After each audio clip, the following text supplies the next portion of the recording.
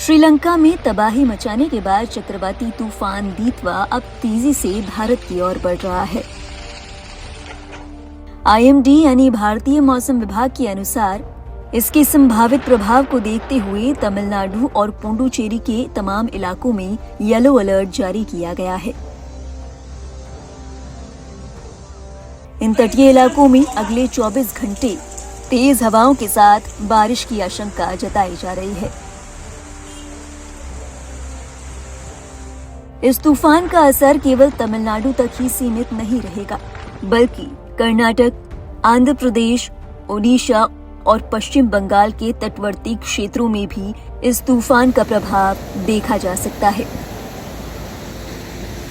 बता दें, साइक्लोन के चलते भारी बारिश से जुड़ी घटनाओं में तमिलनाडु में 3 लोगों की मौत की पुष्टि की गई है। वहीं तूतीकोरिन और तंजावुर में दीवार गिरने से 2 लोगों की मौत हो गई है। वहीं मलिया दुथुराई में करंट लगने से 20 साल के एक युवक की जान जाने की भी खबर है। राज्य सरकार में मंत्री रामचंद्रन ने बताया कि तटीय इलाकों में 234 झोपड़ियां और कच्चे घरों को नुकसान पहुंचा है। खबर तो ये भी है कि इस चक्रवात के चलते 149 जानवरों की मौत हो गई है और खेती के काम की जाने वाली तकरीबन 57,000 हेक्टेयर जमीन जलमग्न हो गई है। साइक्लोन के चलते पुडुचेरी में भी तेज बारिश का दौर थमने का नाम नहीं ले रहा। इस बाबत पुडुचेरी के गृह मंत्री ए नमसिवायम ने कहा है कि सोमवार 1 दिसंबर को राज्य के सरकारी और सरकारी सहायता प्राप्त स्कूल बंद रहेंगे।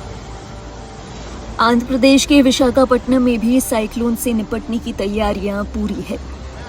विशाखापट्टनम साइक्लोन वार्निंग सेक्टर के एक अधिकारी के मुताबिक तूफान दीतवा दक्षिण पश्चिम बंगाल की खाड़ी और उत्तर श्रीलंका के पास से बढ़कर अब दक्षिण पश्चिम बंगाल की खाड़ी और उत्तरी तमिलनाडु और पुडुचेरी तट के पास स्थित है।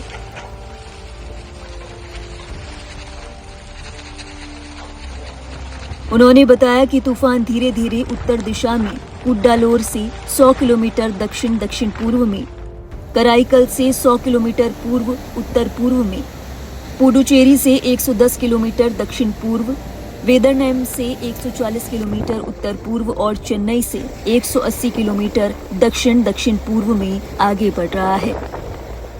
मौसम विभाग के मुताबिक साइक्लोन दीतवा का केंद्र तमिलनाडु और पुडुचेरी तट से मात्र 70 किलोमीटर दूर पर है। रविवार को ये तट से सिर्फ 30 किलोमीटर दूर मिनिमम डिस्टेंस पर था। तूफान अगले 24 घंटे में बिल्कुल बराबर से आगे बढ़ेगा। हालांकि ये पूरा समय दक्षिण पश्चिम बंगाल की खाड़ी के भीतर ही रहेगा। इस आशंका को देखते हुए मौसम विभाग ने तमिलनाडु के कुड्डालोर, नागपट्टिनम, मलया दुथुराई, विल्लुपुरम, चेंगलपट्टू समेत कई इलाकों में तेज हवाओं के साथ भारी बारिश का अलर्ट जारी किया है।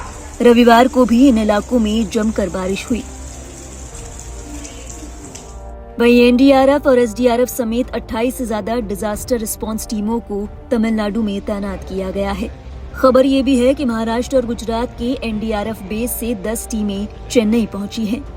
तमिलनाडु में भारी बारिश के कारण शनिवार को 54 उड़ानें रद्द कर दी गईं। वहीं पुडुचेरी सेंट्रल यूनिवर्सिटी ने साइक्लोन के कारण छुट्टी घोषित कर सभी परीक्षाएं स्थगित कर दी हैं। मछुआरों के लिए तमिलनाडु पुडुचेरी तट, मन्नार की खाड़ी, कोमोरिन तट, दक्षिण पश्चिम और पश्चिम मध्य बंगाल की खाड़ी के साथ दक्षिण आंध्र प्रदेश तट और आसपास के समुद्र में न जाने की चेतावनी जारी की गई है। रविवार को कई इलाकों में 60 से 80 किलोमीटर प्रति घंटा चलने वाली हवाएं बढ़कर कई इलाकों में 90 किलोमीटर प्रति घंटे तक पहुंच गई थी। वहीं 1 दिसंबर को हवा की रफ्तार थोड़ी कम होकर 45 से 55 किलोमीटर प्रति घंटा होने की उम्मीद है। हालांकि ये भी आशंका है कि हवाओं की रफ्तार 65 किलोमीटर प्रति घंटे तक पहुंच सकती है। आइए अब एक नजर डालते हैं कि 3 राज्यों में तूफान का क्या असर रहा और इससे निपटने की क्या तैयारियां हैं। सबसे पहले बात करते हैं तमिलनाडु की। तमिलनाडु में 14 NDRF की टीमें तैनात की गई हैं। पुणे और वडोदरा से 10 टीमें और चेन्नई भेजी गई है। रामेश्वरम चेन्नई सेंटर से 11 ट्रेनों का रूट बदला गया है। खबर है कि इंडिगो की ओर से तूतीकोरिन, त्रिचुरापल्ली और जाफना से आने जाने वाली फ्लाइट्स कैंसिल की गई है। अब बात करते हैं पुडुचेरी की। पुडुचेरी में साइक्लोन से निपटने के लिए 2 एनडीआरएफ की टीमें तैनात की गई हैं। सेंट्रल यूनिवर्सिटी ने छुट्टियां घोषित कर परीक्षाएं स्थगित कर दी हैं। वहीं पुडुचेरी, कराईकल, माहे और यनम में सभी स्कूल और कॉलेज सोमवार तक बंद रहेंगे।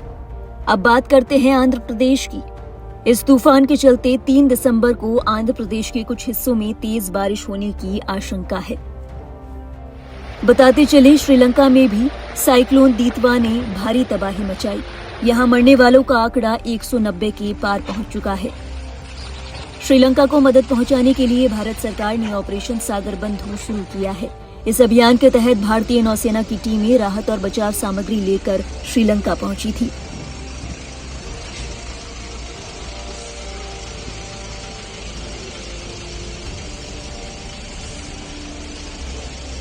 जहां एक और दक्षिण भारत में चक्रवाती तूफान दीतवा के कारण तेज बारिश और हवाओं का दौर जारी है, वहीं नॉर्थ इंडिया यानी उत्तर भारत में लगातार तापमान गिर रहा है। खबर है कि 1 दिसंबर की सुबह लोगों को शीतलहर का सामना करना पड़ सकता है। बीते माह नवंबर के तापमान ने भी इस साल सारे रिकॉर्ड तोड़ दिए। बहरहाल, बदलते मौसम की हर अपडेट के लिए आप देखते रहिए लाइव हिंदुस्तान।